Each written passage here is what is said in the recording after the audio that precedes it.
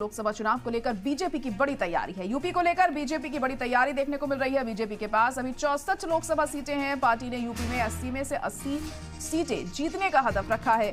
ऐसे में सर्वे और परफॉर्मेंस के आधार पर यूपी में बड़ी तादाद में मौजूदा लोकसभा एमपी और वजीरों की टिकट कट सकती है, ऐसी खबर है। और उनकी जगह नए उम्मीदवारों पर दाव लगाएगी बीजेपी। कुछ मौजूदा अरकान असेंबली की किस्मत चमक सकती है तो दूसरी पार्टी से आने वाले कुछ दमदार लीडरान को बीजेपी टिकट दे सकती है।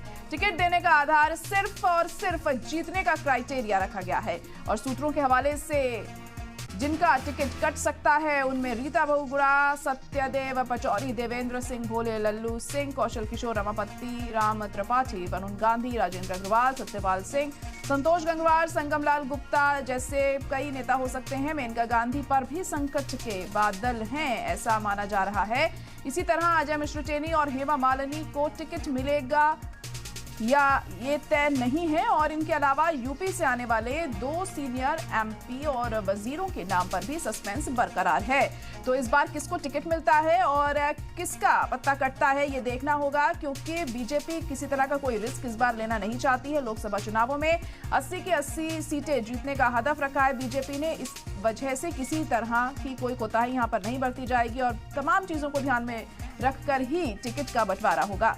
तो लोकसभा चुनाव को लेकर बीजेपी की बड़ी तैयारी यहां दिखाई दे रही है। यूपी को लेकर बीजेपी पूरी तरह से मुस्तैद है, क्योंकि कहा जाता है दिल्ली का रास्ता यूपी से ही होकर गुजरता है। इसी वजह से खास फोकस यूपी पर किया जा रहा है। बीजेपी के पास अभी 64 लोकसभा सीटें हैं और पार्टी ने यूपी में 80 की 80 सीटें जीतने का हदफ किया है। ऐसे में सर्वे और परफॉर्मेंस को ध्यान में रखते हुए ही यूपी में बड़ी संख्या में मौजूदा लोकसभा एमपी और वजीरों का टिकट कट सकता है, ऐसा माना जा रहा है। और उनकी जगह नए उम्मीदवारों पर दाव लगाएगी बीजेपी। कुछ मौजूदा अरकान असेंबली की किस्मत चमक सकती है तो वहीं दूसरी पार्टी से आने वाले कुछ दमदार लीडरान को बीजेपी टिकट भी दे सकती है।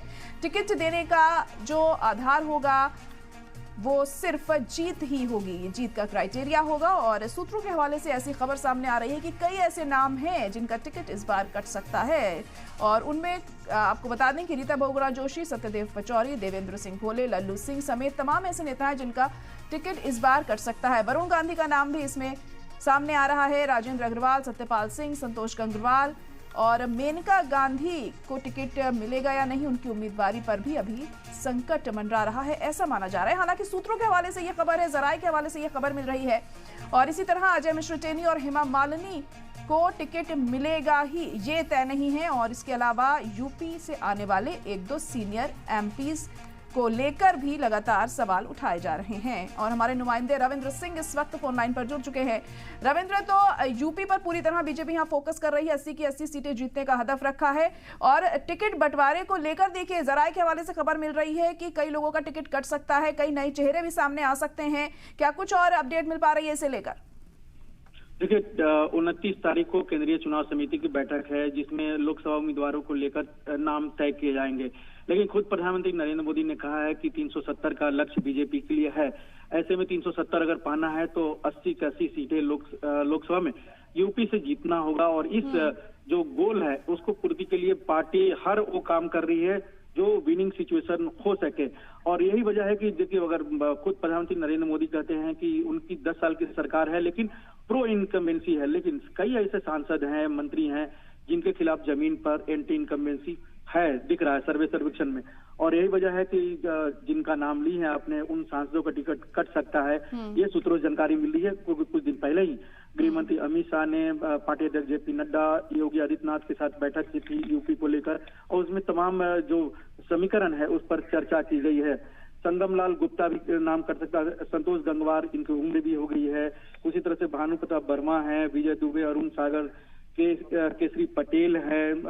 कई ऐसे नाम है जिनका आपने जिक्र भी किया, कौशल किशोर भी हैं, देवेंद्र सिंह भोले का हमने नाम लिया। रीता बहुगुणा को पिछली बार ही बड़ी मुश्किल से टिकट मिला था।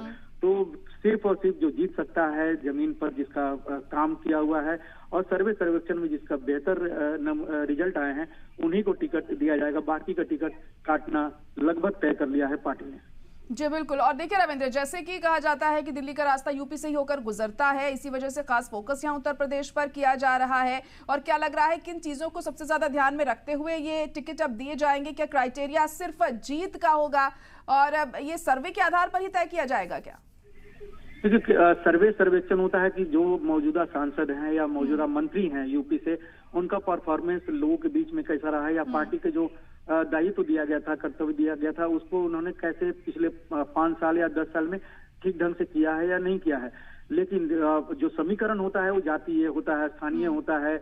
जो दूसरी पार्टियां हैं, चाहे समाजवादी पार्टी, कांग्रेस, उनका कौन सा उम्मीदवार हो सकता है, इन सब का भी ध्यान रखा जाता है। लेकिन जो कटने का क्राइटेरिया है वो है कि आपने जमीन पर काम किया है या नहीं किया है। जी। ये है परफॉर्मेंस सबसे बड़ा है, और विनिंग सिचुएशन क्या होगी उसको ध्यान में रखा जाएगा।